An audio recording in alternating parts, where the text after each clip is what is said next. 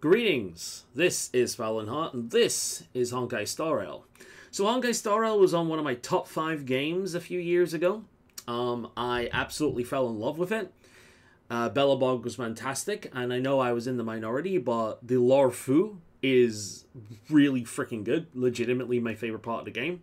Although I know I'm in the heavy minority with that. A lot of people apparently hate the Lorfu, but I really liked it. But I'm sure you've read the title. I have decided to quit the game. Now, why make a video like this? Hey, hello, Dwagon.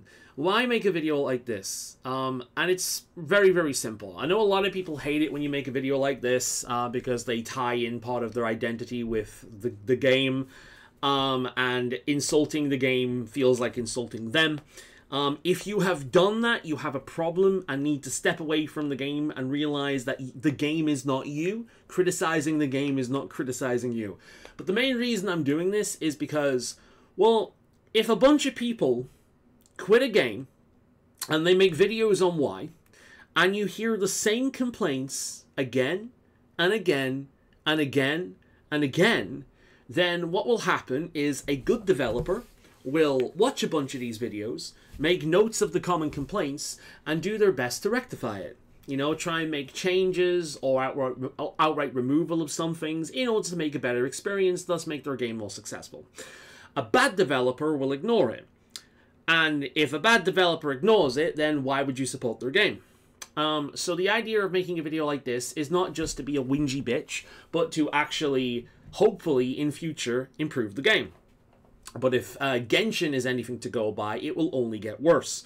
Although, to be fair, I have never liked Genshin and I've always viewed it to be an incredibly childish, colossal waste of time.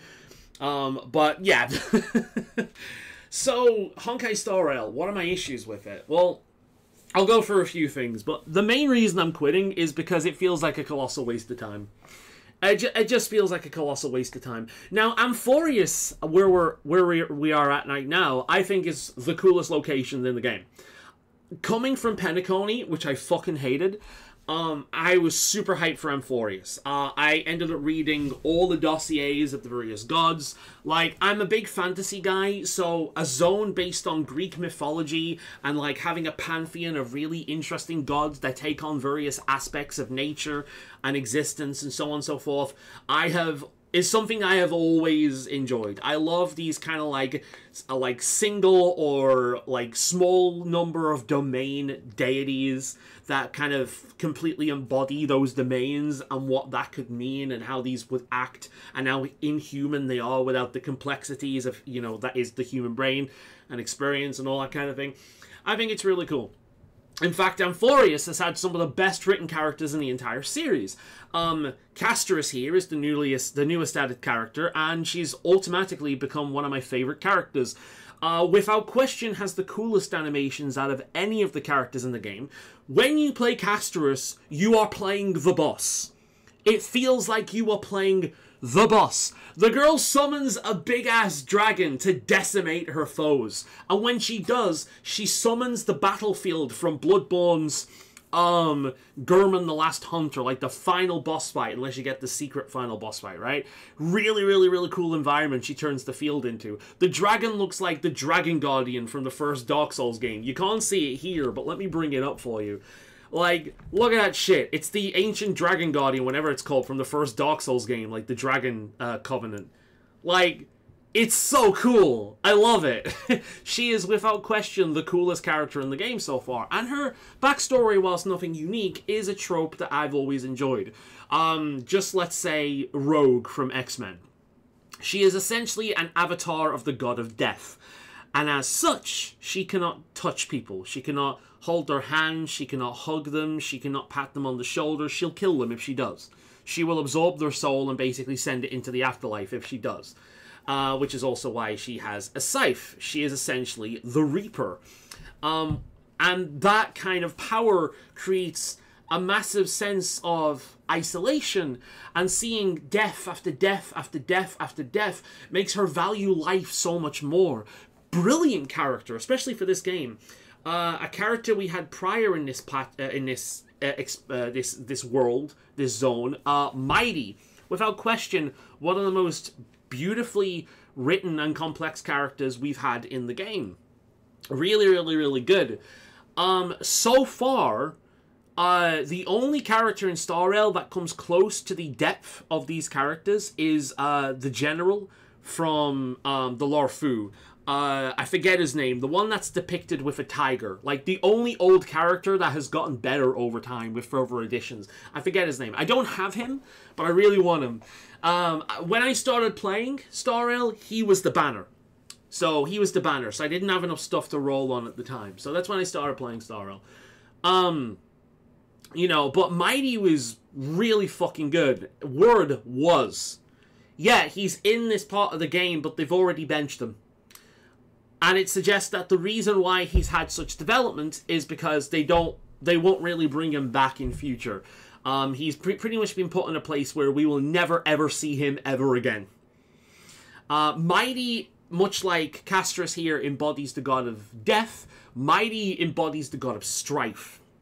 And the way they've written Strife is honestly some of the coolest parts of this zone, in that Strife might seem like an evil god, because it's all about war and suffering and pain, but the whole point of it is basically humanity that doesn't face strife, it doesn't face something to fight against, becomes decadent. They become lazy and they lose their soul, they lose their spirit. Humanity always needs something to hate, something to fight against. You can see this throughout time. There's always a handful of acceptable groups of people to hate. There's always conflict, there's always strife. Like, the fight is what keeps people like fighting. What keeps the soul alive. It's not a happy thought, but it is inherent to our nature.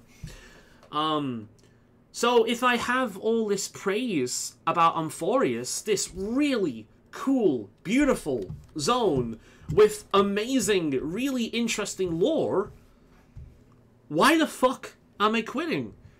Because I fucking hate the execution. You know, it's like, alright, let's take the Elder Scrolls series, for example. The Elder Scrolls has really, really, really cool lore. You never see any of that in the video game. Elder Scrolls games are always incredibly basic. And nothing compared to the lore that inspires them. And unfortunately, Star Rail lore is way more interesting than the constantly repeating itself, like, overly verbose novellia that is, like, well, Honkai Star Rail. Essentially, when you're really into a video game, when you're really into something, when something's super immersive and you're enjoying every moment of it, 4 hours of real life time feels like half an hour. Star Rail, half an hour feels like 4 hours. They constantly repeat themselves over and over and over and over and over again. Half of it's just incredibly useless information. Half of it is information and like plot twists and shit. You as the player, if you're not a complete dribbling idiot like the writers obviously expect that you are, will figure out long before the characters do.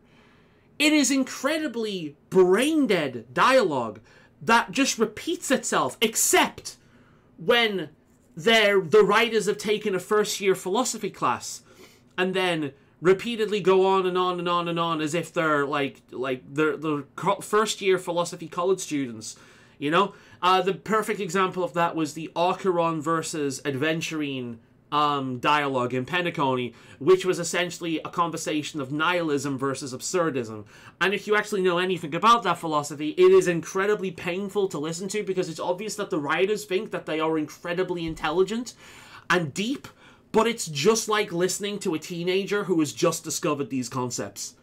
It is so unbelievably just irritating to listen to. Again, I hated Penacony. Penacony was when this really started, but they just go on and on and on and repeat themselves like I do. And it's so fucking boring and just brain-drenching to listen to. Now, the worst patch in this game was the Rapper patch, right? So I am someone who has unironically watched the entire compilation of Skibidi Toilet. And you know what? It's actually kind of fun. If I was a kid in the modern age, I would definitely be into Skibidi Toilet. Skibidi Toilet is simple, dumb fun, right? I get why kids like it.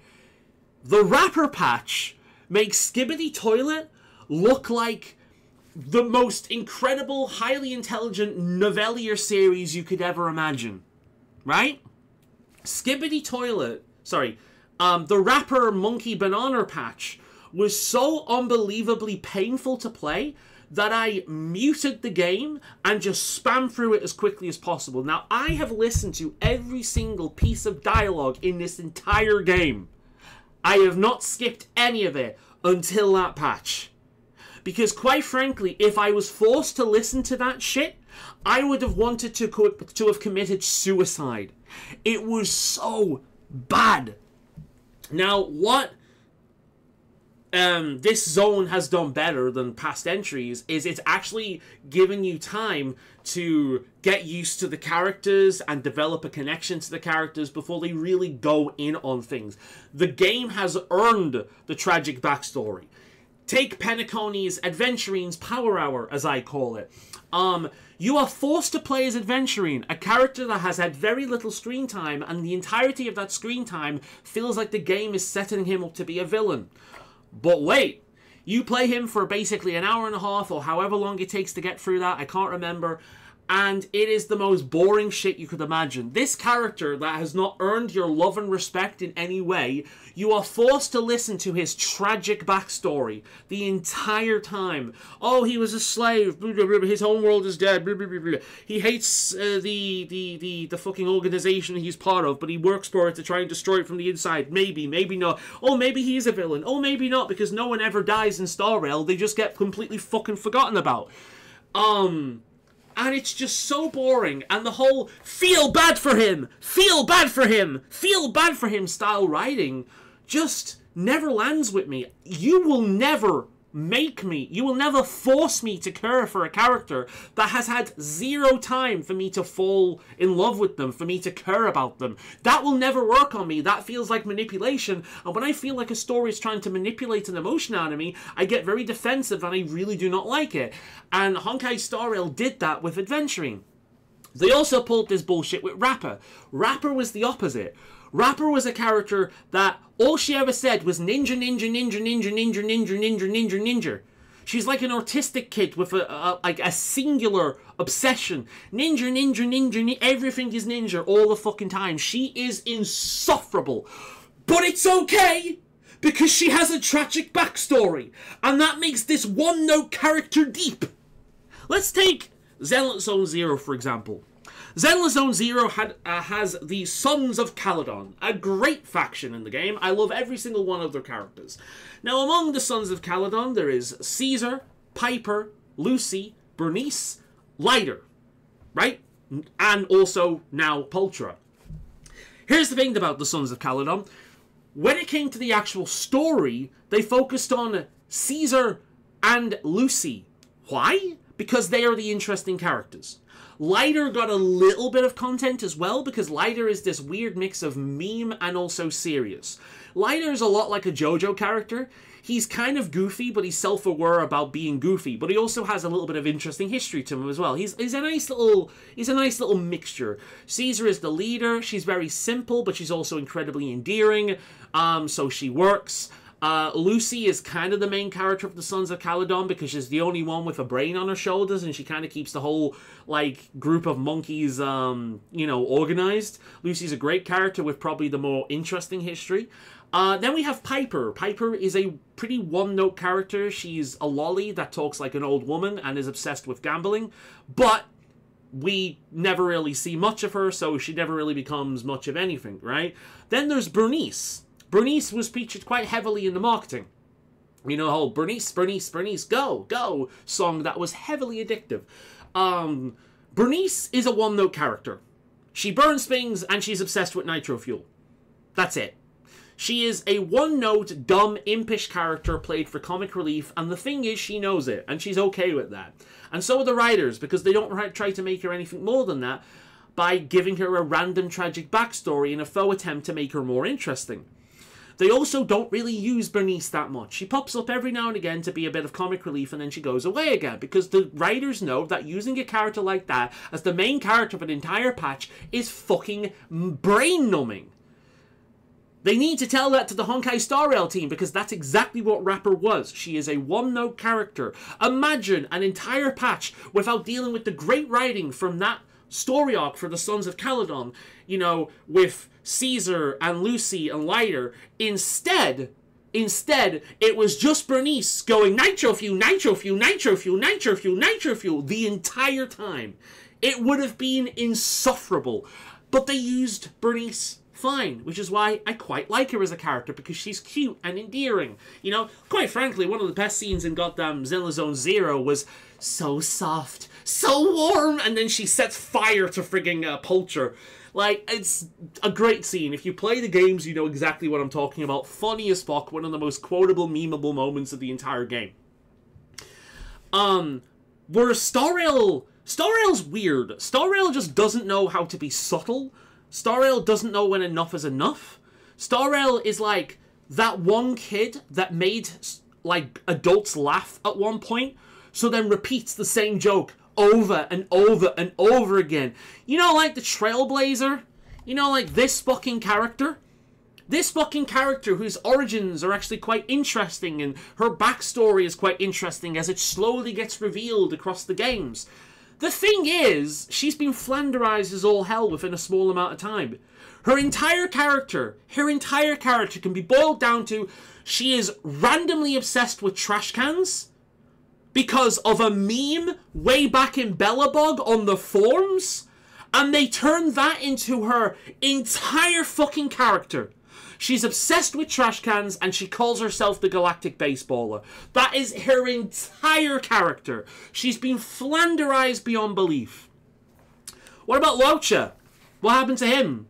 Laucha's another complaint I have. Laucha's a perfect example of a really interesting character that showed up, did basically nothing except made us ask questions, and then did nothing ever again. Speaking of which, one of my favourite characters in the game, Ron May's quite the same. They set something up about when Welt and Himiko went to see what she was working on, something to do with, like, space whales or some shit. Like, I've got a feeling this girl is going to become a villain at some point in the future. Quite an interesting character, quite a terrifying character if you know her lore. A lot of people like to say she's artistic, but personally I take a little bit of offense to that, because it feels like every single character that doesn't show its goddamn emotions like other people in media must be artistic. I think the people that are calling her artistic are just reinforcing stereotypes, to be perfectly honest.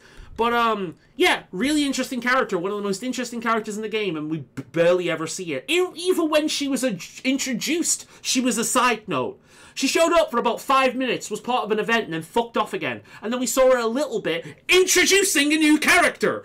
It's just like, they do this all the time, and I get it, it's a gacha game, but the whole design seems to be, focus on the new person and spend all your money on it, over and over and over again.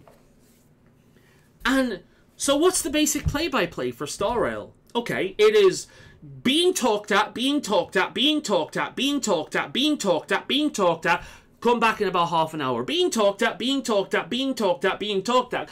Eventually, you get some fights. Eventually, you'll get a really cool boss fight and an amazing cinematic. And then being talked at, being talked at, being talked at, being talked at. After all that, you're going to get like a really basic, easy to shit out event quest, like knocking a few seals around, or a play by itself like cat auto battler game. Meanwhile, back in Belobog, we had a really cool Pokemon-style event in which we were controlling the various mob robots on the planet like a Pokemon tournament. That was really fucking cool. And we've had a multitude of really cool events over the years. Now what do we get? Basic-ass fucking minigames that take a really short amount of time to knock out. I don't know, man. And on top of that, right, so let's just try and cliff notes this, because I'm going to ramble. I ramble like crazy all the time. The reason why I'm quitting Star Rail is because it wastes my time. It wastes my time. The game is not rewarding to play. It just feels like a slog. It has great lore, but the execution of the lore is done in the most up its own arse, overly verbose, I'm a teenager and I've just discovered philosophy kind of way. Speaking of wasting your time, one thing I've also noticed is currency. So this is how much currency I currently have. Castorus is the very, very first character with whom I have rolled on the Light Cone. I have not rolled on the past two characters, Tribby and Mighty. I would have loved to have got Mighty, however, I couldn't, because I have lost every 50-50 for, like, I think... Let me look up the order list. Let me have, like, very, very quickly look up the order. Star Rail Banner, Banner History. Alright. So, Banner History. Okay. So we had Seele, we had Jinyuan, that's when I started playing the game. The first character I rolled on was Silverwolf. I got her within my first 10 roll. Luoucher, I also got. Blade I skipped. Kafka I skipped. Dan Heng was the first time I lost a 50-50. I also rolled on Fu. I skipped Jinglue. I skipped Topaz. I got Hua. I skipped Argenti. I got Ron May, but also had to, also lost the 50-50. I skipped Dr. Ratio because you got him for free. I rolled on Black Swan. I rolled on Sparkle and lost the 50-50, but I still ended up getting her. Right, there's more to that now. Give me a minute. There's another one. I rolled on Archeron and lost the 50-50. I rolled on Adventurine and lost the 50-50. I skipped Robin. I rolled on Boot Hill. Got him pretty fucking quickly. Is there another one? There is.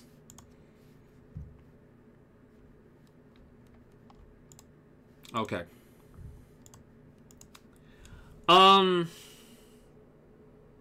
I rolled on Firefly and lost the 50-50. I rolled on Jade and lost the 50-50. I skipped the annoying girl that does the big sword.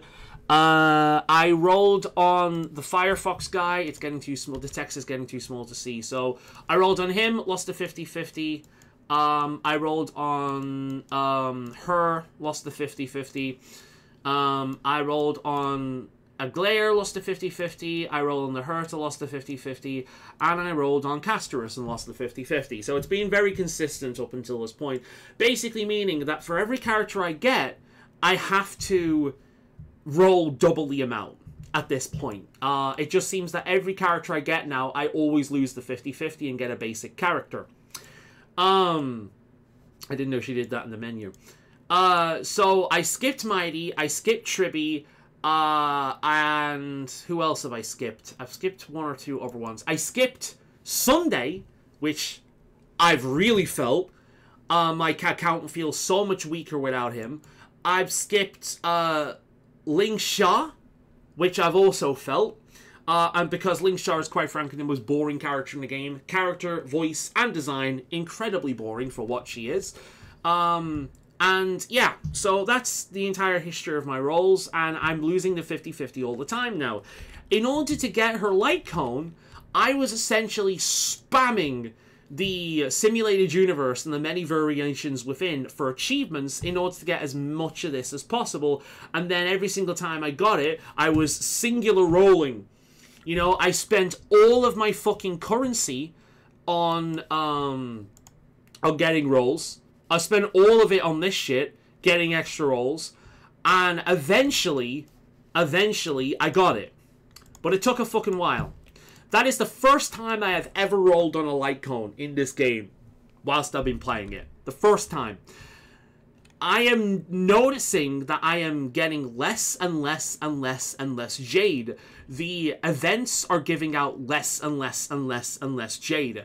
I need to really be conservative about the characters I roll on, because first of all, if I've not got enough Jade to get, like, to counter in losing the 50-50, I am outright not getting the character.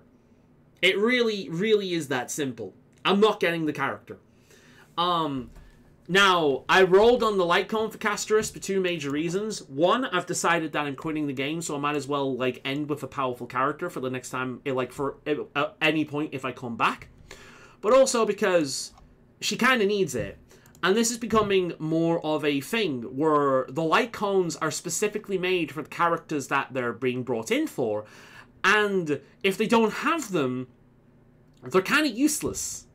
You know, they're just not going to do what they should be doing. And the content is going to be designed for if they had it.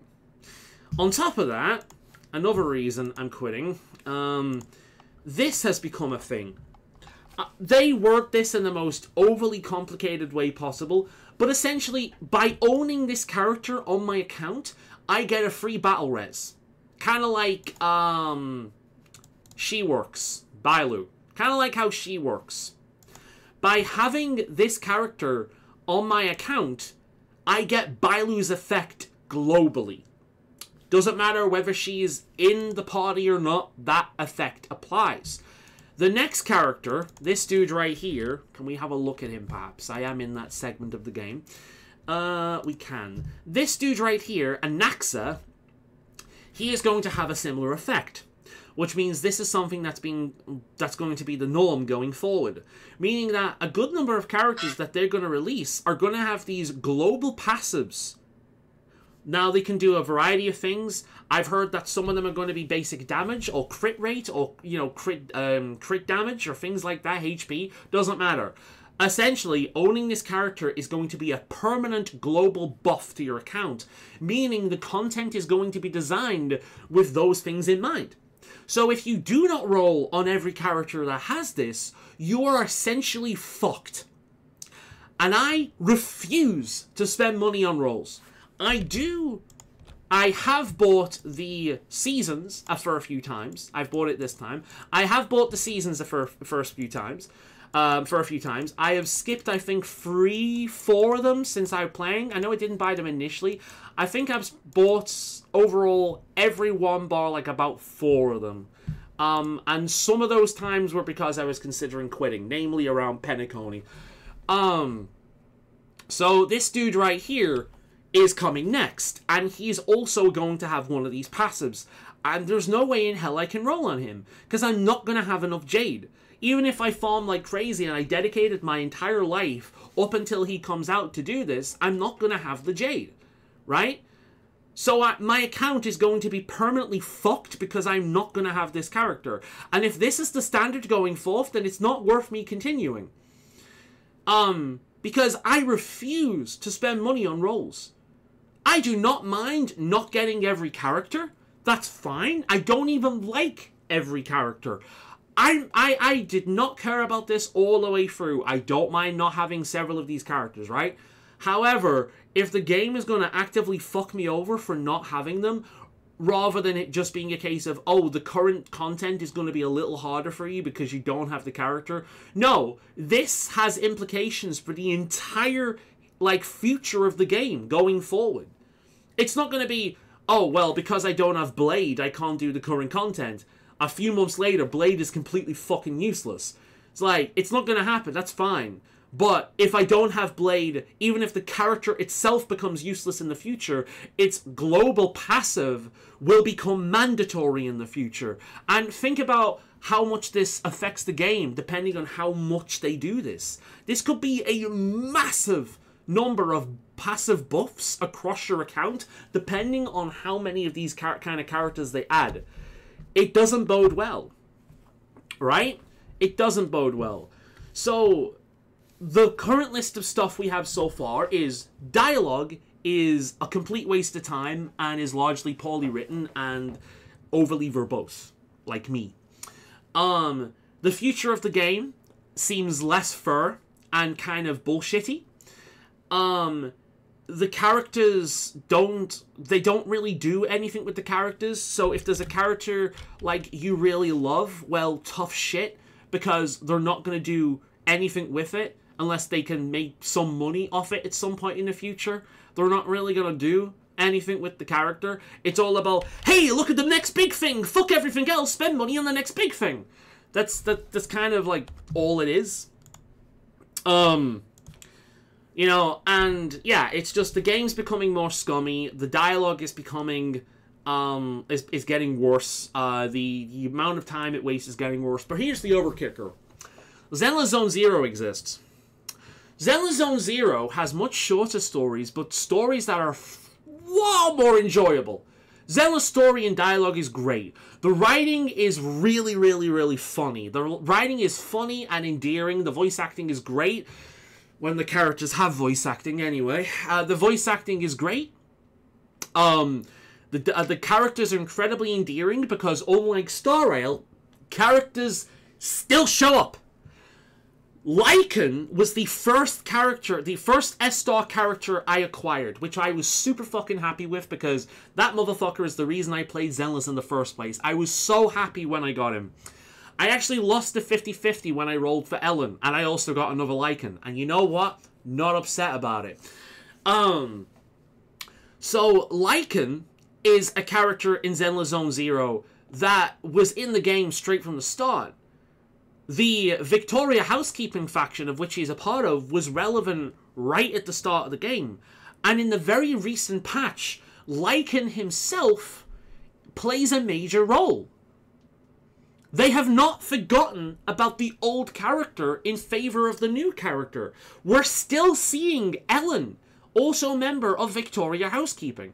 Now, I will say, if you're a fan of Belobog Industries, they have been completely forgotten about, so hopefully we do a little bit more with them. But if we're talking about Victoria Housekeeping, if we're talking about the police people, if we're talking about the faction Miyabi is from, and if we're talking about the Sons of Kaladin, which are... Oh, and the Cunning Hers, which are pretty much all the factions outside of Belobog Industries, unless I've forgotten one. They've all been completely relevant throughout the entire story. And even Belobog, despite not doing much after its relevance in the story, they even show up at the final climactic fight of last year's story arc, which is honestly one of the coolest moments I've ever experienced in a video game. Like, the final arc of last year of Zenless Zone Zero, unbelievably fucking satisfying with a slapper of a song.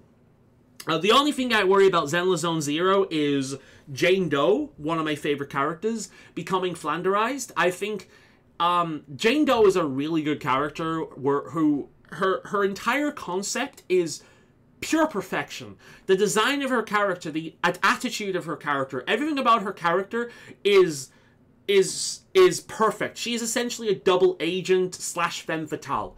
She has studied criminal psychology, and she's a master at manipulation. She is a fucking brilliant character and very well realized, but I get the feeling, unfortunately, her marketing reputation is going to take over the writing in the future, because Jane Doe is, without question, the most sexualized character in the history of Hoyo in terms of the marketing. They did a horny ASMR trailer for the character in a point of view, first person view perspective. You're being tortured by the girl while she whispers in your ear, like, sensually and aggressively sexually licks an apple. It's kind of gross. I'm not gonna lie. Look, if you like sexuality, fine, that's fine. But the thing with Zenless is Zenless gets memed as the Guna game, but it's really not. Outside of the character menu and the marketing, it's actually very, very well written and doesn't rely so heavily on that shit. People only really say the Guna game if they're memeing or if they've never played the game.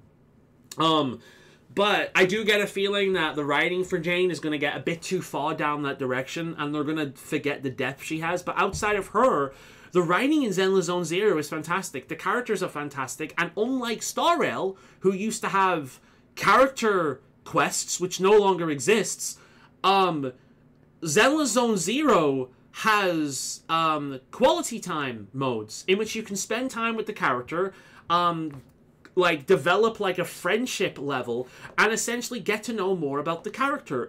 Some characters, such as Lucy, for example, Lycan, I'm trying to think of this off my head, like Ellen, it reveals a lot more about the character and makes you love them so much more. And in some characters, such in the case of Bernice or Piper, it reinforces that they're very, very simplistic characters, but they're still enjoyable in small doses. The combat is really fun as well. Like, I have got nothing against turn-based combat. I love turn-based combat. Some of my favorite games are turn-based combat. The Bravely Default series, the modern XCOM games, Baldur's Gate 3, the Persona series. God, there's so many. I'm trying to think off the top of my head. The Shin Megami Tensei series. Well, most of them anyway. I'm a big fan of a lot of turn-based games. So I am not this whole, oh, the game's turn-based, that means it's boring. Nah, it's a fucking retarded mentality for people that need keys jingled in their face 24/7. I actually find some moments in turn-based games to be far more epic and immersive than action games, because in turn-based games, I'm focusing on what's going on. In combat games, I'm focusing on pressing the right buttons at the right time, so I'm not actually focusing much of what's going on. I'm more about escaping the bad. So I actually tend to find turn-based games to be far more immersive. But Zenless's combat system is so simple and responsive and just really addictive and enjoyable, to the point where I have been playing that game Simulated Universe, whatever it's called, repeatedly. Even when I don't need to do it for the rest of the week, I've been still playing it because it's just enjoyable. I've been purposely challenging myself by adding all the affixes, like the extra challenge nodes, as well as the highest difficulty, and just trying to plow my way through it. That shit gets really, really hard, but with the right characters and the right, like, drops, you can do it. And it's really fucking satisfying when you do. I have completed some of the hardest shit in that game, outside of the tower, because fuck, the tower's brutal. And I just find it really enjoyable. The tower is also really fun as well. You can really challenge yourself to see how far you can get. And yeah, it's difficult. And you could argue it's mainly for whales, but I feel like it's just kind of like it's a thing where, like, as you get better characters and a stronger account, you'll be able to get further through that. I hope they don't remove it at some point or replace it at any point, because I enjoy the tower. The game doesn't waste nearly as much as my time in terms of the story and into day-to-day. The events have been far more fun than Star Rails have been for a long time.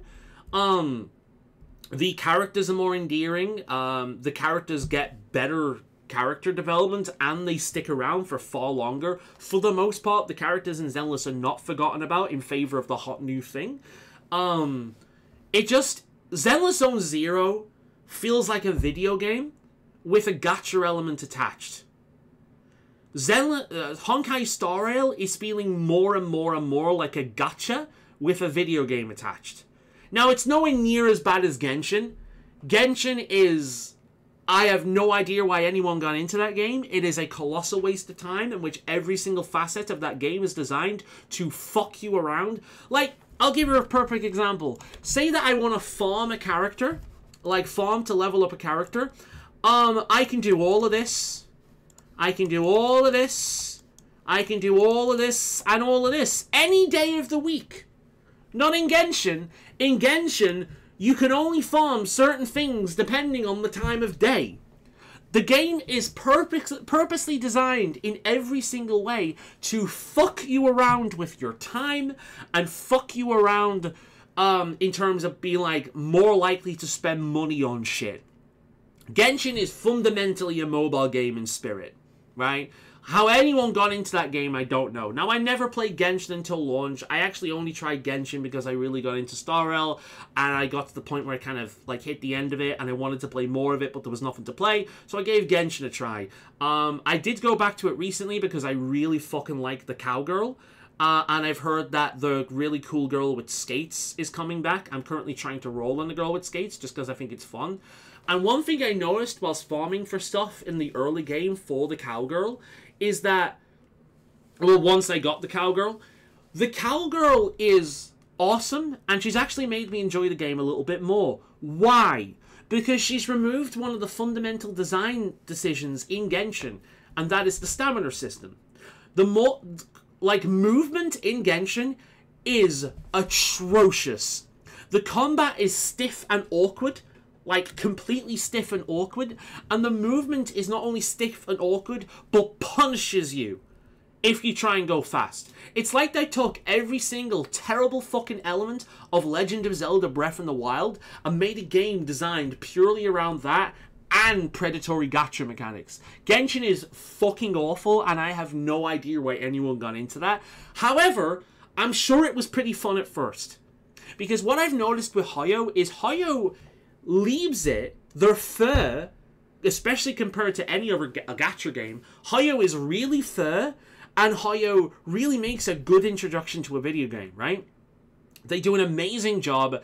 They allow you to get characters. They don't pull a bunch of bullshit. Up until the game becomes really successful, there's a year or so into the game, and they're convinced that there's a lot of people who have a financial investment in the game, and they're not likely to quit because of FOMO or cost-sunk, fallacy. You've spent enough time. You spent enough money and enough time on the game. Quitting would mean that you've wasted that time and money. I was a World of Warcraft player. I have experienced this firsthand. I have seen many other people experience this hand. I quit World of Warcraft and my life improved. I am completely serious. World of Warcraft was a cancer on my life. When I quit it, my life improved. Right? So if you're experiencing that with a video game, that video game is a virus in your system and you need to cut it from you. But I've experienced with this hand, but this is how Hoyo operates. They make a really amazing introduction. They put a lot of effort in. They're really fair to the player base. And then, once they're convinced that people are invested, then they pull the bullshit. And they've really started to pull it recently. And they get lazier and lazier, they give us less and less, and they make playing the game impossible without spending money. It will happen to Zenless Zone Zero as well at some time in the future, and that's gonna suck because I love Star Rail, but I adore Zenless. Zenless is legitimately one of my favorite games of all time. I love Zenless Zone Zero. And I am not looking forward to when they pull the bullshit on that. Thankfully, Zenless Zone Zero is not very popular. No one talks about Zenless. All anyone talks about is Wuthering Wastes, Love and Deep Space, which I've actually played, and I can see why people like it, Star Rail, and Genshin. That is all anyone ever talks about. No one talks about Zenless Zone Zero. And you know what? Good. Do you know why that's good? Because I've experienced this firsthand with games I love. As soon as they become really popular, they turn to shit. I've seen this happen with the Monster Hunter series. Monster Hunter, as soon as it became popular with the West, turned into a live service series with copious amounts of microtransactions. When before Monster Hunter World, it was a complete game at launch with none of that bullshit. There was stuff you could download, but it was all completely for free. Right?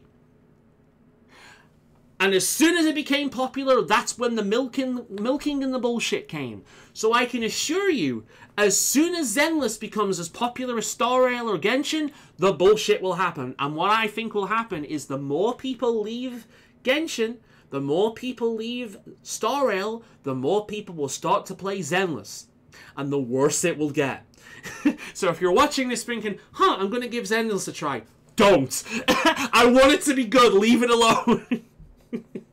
But I think this is going to happen with Wuthering Wastes. I've never played Wuthering Wastes because it's an open world game and I'm sick of open world games. But I've heard that they've been pulling some bullshit recently as well, so I've got a feeling more people are going to leave that and go on to other games, because that's how it tends to work. Why was Star Rail so successful? Because Genshin has turned to shit and people jump ship. It'll probably happen with Star Rail and Zenless, and we'll have Zenless with never memes if we haven't already. But, like, essentially what I'm going to do is I currently have the season. And if I do quit whilst the season is active, I will feel like I've wasted money. So what I'm going to do is I'm going to play until the end of the season, and then I am going to uninstall the game. That's how it's going to happen. The season is going to end, I'm going to check out the new character, I'm going to do the trial, and then I am going to quit. That's how I'm going to do it. I'm going to log off, I'm going to uninstall the game, and I'm going to put all my focus in Zenless Zone Zero. And one of the reasons I'm quitting is because, honestly, the game is a waste of time. I would much rather be playing Monster Hunter Wilds right now. I would much rather be playing Kingdom Come Deliverance 2. I'd much rather be playing Path of Exile 2. All amazing games that I've been playing this year and still enjoying. Admittedly, though, I haven't played Kingdom Come 2 since Wilds came out, and I haven't played Path of Exile 2 since Kingdom Come came out. So, yeah. But there's a lot for me to play. Like, you know, there's, let me bring up my Steam. There's a fish game called Chill Aquarium I go on every now and again. Baldur's Gate 3 has added new subclasses, and I've not played the game with mods yet. I wanted to unlock all the achievements first, and I did that last year, burnt myself out the game, and they've added new subclasses, like Shadow or, like, Void Sorcerer looks like a lot of fun, you know? I might do another run through Baldur's Gate 3. There's a bunch of shit. I've picked up new games recently as well, such as Kitari or Fables, since it was on sale. What else have I picked up recently? Plum Grove looks like a lot of fun. Rift of the Necrodancer. Solastra. I picked up the entirety of Solastra and all the expansions for £15. I haven't seen a deal like that on Steam for a long time. That is thousands of hours worth, well, hundreds of hours worth of gameplay in really fun, simple, old school style RPGs, like Dungeons & Dragons style RPGs. Hell yes! And if I'm playing Star Rail, then I'm not going to have the time, am I? You know, I picked up fucking another Crab's Treasure during one of the last sales as well, and I haven't played that yet. God, what else have I got? Squirrel with a Gun, that's another one. There's Tainted Grail, Fall of Avalon, a game that is in early access right now, but looks really promising. There is a lot to play. There is a load to play. And why the fuck would I be wasting my time on a game that just wants to talk teenage-level philosophy and go on and on and on and on and on and on, much like myself, and just not really let me enjoy the game? When I can play all of those instead. The amount of time I've put into this game, I could have put into those. So I think that's what I'm gonna do. That's gonna be the plan going forward. You know, so yeah. I will be quitting Star Rail. I'm gonna wait till the end of this season, and then yeah, I'm gonna move on. I'm gonna plow my way through this story. I'm not gonna listen to dialogue because I am just kind of done at this point. If you're curious about what I have, let me just quickly show you. So I have several teams at this point. No, I can't change them. Wait a minute. Let me exit this because it doesn't like me doing things. Yeah. Alright, cool. I was in another character's POV. Go back to the Trailblazer. Okay. So, I have Death Becomes Her. Mom and Dad Are Home. Like, fucking Herter is such a fun character. Entropy. Great team. Dragon Ball D. A team I have not used for a long time. The Art of War, which I mainly use for a certain boss fight. Breakdance, which was one of my favorite teams for a long time. Firefly is a lot of fun. Shocking Winds, which was my main team for a long time, but unfortunately Nihility, being my favorite way of playing, has not been viable for a long time. This is the strongest Nihility team as far as I'm aware, and it is trash now, which is a shame. And then there's like the main team that I used to play for a while, but now this has been my main team currently. I'll show you all the characters I've got as well. Shows you what kind of investment I put into the game. I have never spent money on rolls. I have only ever bought the season, and literally that's it. So I've got Castorus, Raw May, my favorite character, Loucher, Adventurine. Loucher deserves more screen time. Boot Hill is great in small doses. I've got Firefly, who is a very love or hate character. A lot of people hate her because they thought they were going to get a male character, and then we got like a forced girlfriend character instead. And if you don't like her, then tough shit. She's kind of like the forced girlfriend. We got like him, who was actually quite well written. I really enjoyed that part of the story. We got the main character, who's very one note. We got the Herter, who I love her design. I kind of hate her personality. I fucking hate her personality, but I love the design, and she's really fun. Aglaia, who I fucking love. Unfortunately, I've not used her because she's kind of useless without Sunday, who I don't have. Archeron, who is great unless you hear her talk.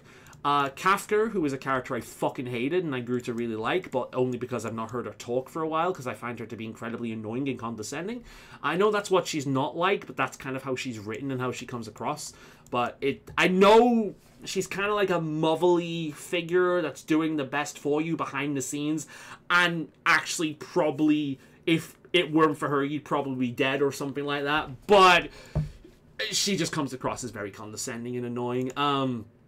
Black Swan, I expected more than we got for her. She's also quite annoying to talk to. Feng Xiao, she's fucking great. I really like her personality. She's a lot of fun. Really fun. I love this art as well. Love the style. I just wish she had the tail. But she's great. Love her. Hua Hua, another love-or-hate character. Typically, I hate the little children characters, but I thought she was cute. Again, in small doses. Sparkle, I hated Sparkle. Sparkle is another example of a one-note character that only gets development outside of the game. She showed up, did fucking nothing, was a meme, and still did fucking nothing. She's apparently a very interesting character with a lot of depth, but you only ever see that in her cinematic, and you never see it in-game. She is literally just lolly, like, Joker. That's her entire personality. Lolly Joker. She's boring as shit. Fu, also a very boring character. I love him. I love him. I love everything about him. It sucks that I can't use him anymore, but oh my god, Dan Heng makes me question my sexuality. I love him. Oh my god. Interesting concept, but by the time of his big reveal, I was already completely burned out by the writing at that point. The adventuring power hour followed by, you know, a first-year philosophy student's discussion of nihilism versus absurdism, like from writers who thought they were the most intelligent people in the world. Fucking awful. Kind of soured his character for me. I like her design more than I like her personality. I did, however, describe on the forums wanting to give Rapper the Tingyu neck treatment. If you know, you know.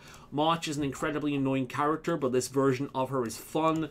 I really like Clara. Again, I don't typically like the little kid characters, but Clara is very, very, very cute. Himiko is incredibly bland. I know. Is it like Impact Third? Fans would not be happy with that, but I find her to be incredibly fucking bland as a character. She's had like one moment on Penacony where the ICP shows up, in which she's kind of like, she has her moment where you see that she is kind of domineering and powerful, which is nice to see. It was cool at the time, but for the most part, she kind of does nothing.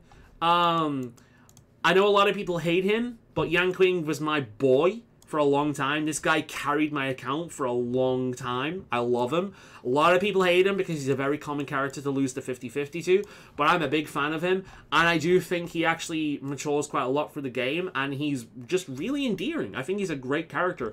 The girl that came later, the follow-up character, or the parry character, I forget his name, the girl with the big sword, she, I feel as if, is written in a way his character was intended to be, and as such, he's fucking insufferable, but he's really endearing. I love him. I like him a lot. Japad is nice. Bit bland, but he's nice. Not seen him for a long time. I hate her. Moving on. Like the worst character in the game. Bronya, fun, endearing, a bit stoic. I like her. Silverwolf is a character I fucking hated at first, but time has made her grow on me. Her character has mellowed a little bit over time. But yeah, I kind of like her. I just don't like her when she's like a focus, because the whole "lol, I'm a gamer person also, kids" is kind of annoying.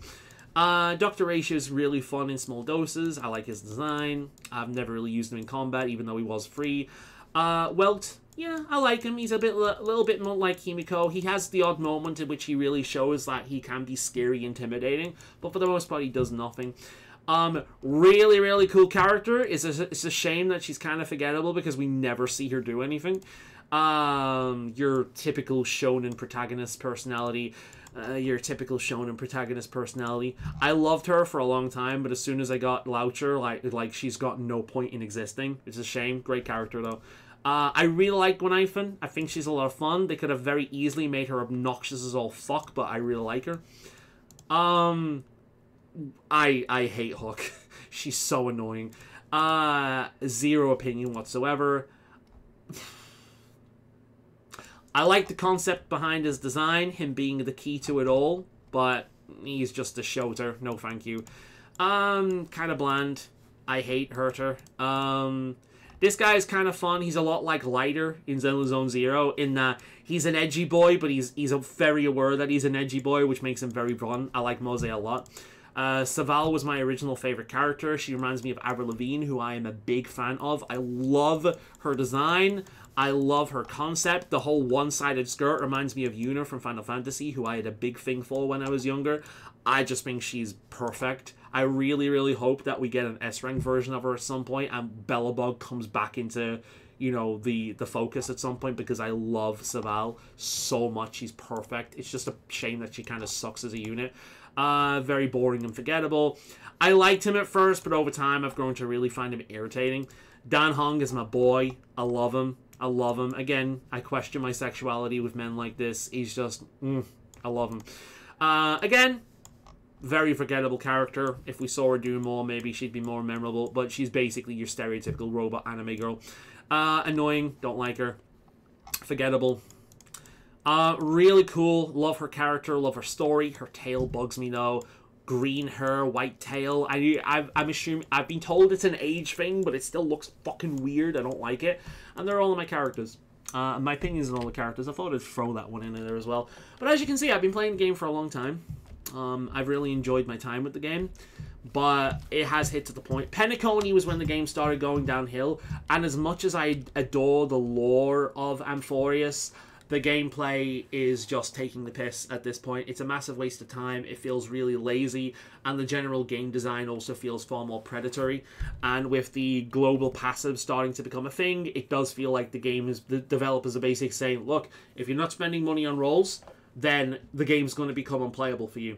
So I'd rather leave on a semi-high than outright fucking hating the game. Because I don't hate Star Rail, Honkai Star Rail. I don't hate it at all. I think it's great. But I also think that it's going downhill. I wasted a lot of my life playing World of Warcraft. I have had some great times in World of Warcraft, but at this point, like, World of Warcraft became a cancer. And, like, I have never regretted leaving.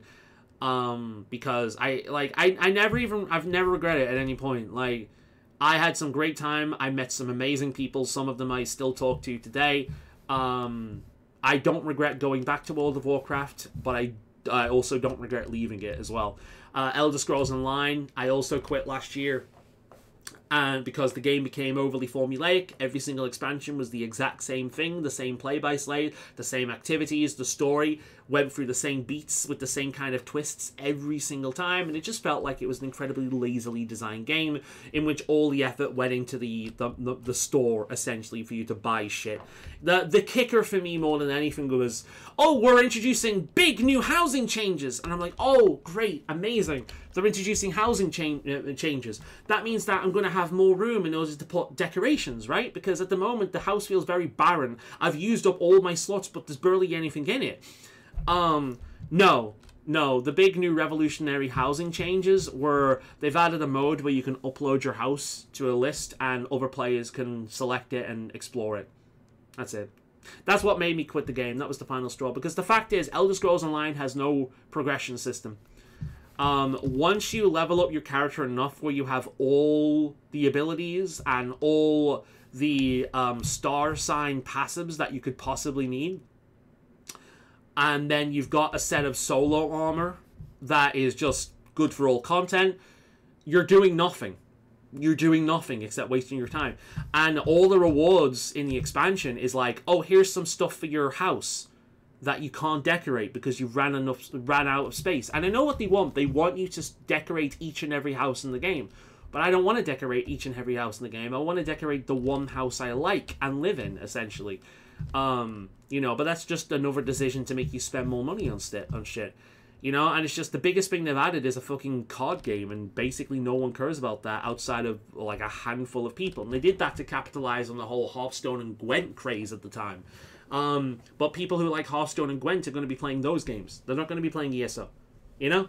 So, no, ESO just became such a lazy, uninspired game, and I quit, and I've not regretted any of it. FOMO hasn't hit me at all. And Star Rail has got to the point now where it's become a slog to play, which is a shame because the lore is really good. And I feel like Star Rail is going to become a League of Legends game for me. Now, I've never played League of Legends, and I will never want to play League of Legends, but I am subscribed to the Riot YouTube channel. Why?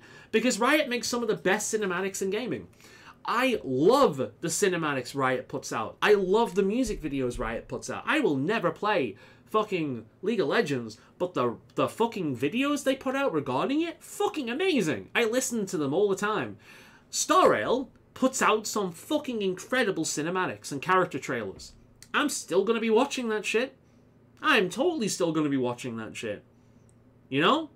Now, one thing I could do is I could keep Star Rail installed and just make sure I get all the codes for the, of like the new patches to make sure and like click the daily login thing every day. That way I make sure that I've still got some extra shit for when I do come back into the game. But again, this is a decision they've made to play with psychology. If they make me log into the game every day, they're also going to make me play the game every day. The best thing to do is just completely go cold turkey and uninstall the thing. That's the best thing to do. So that's what I'm going to do. So yeah, I'm going to get through the end of this season. I might try the new character, and then I'm gone. And I'm going to put my time into Zenless Zone Zero and the other games that I'm enjoying at the moment way more than this, like Monster Hunter Wilds and, you know, Kingdom Come Deliverance 2. You know, Path of Exile 2. Games that are way more worth my time and my energy. Because, unfortunately, for as much as I love Star Rail, it doesn't love me. Because I don't spend money on it all the fucking time. And even if I did, it still wouldn't love me. It would just take advantage of me.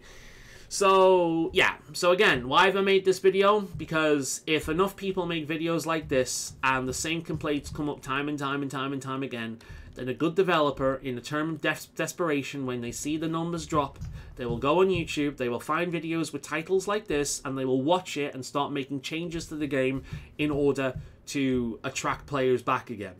A bad developer will ignore it and just keep exploiting the game as much as possible, making all their money as much as possible from the few whales, not giving the slightest shit, because the core point is money and nothing else.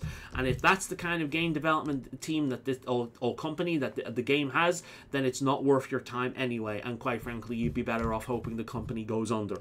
That's my opinion.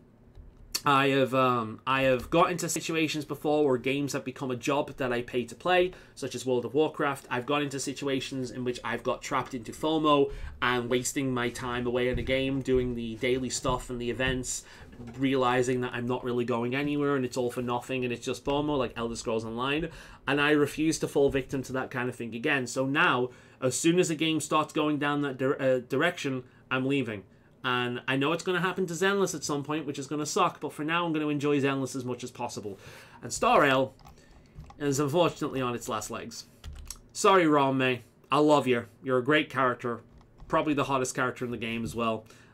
You are a mainstay in, like, every fucking team. Okay, nearly every fucking team that I use. Not as much as Loucher, though.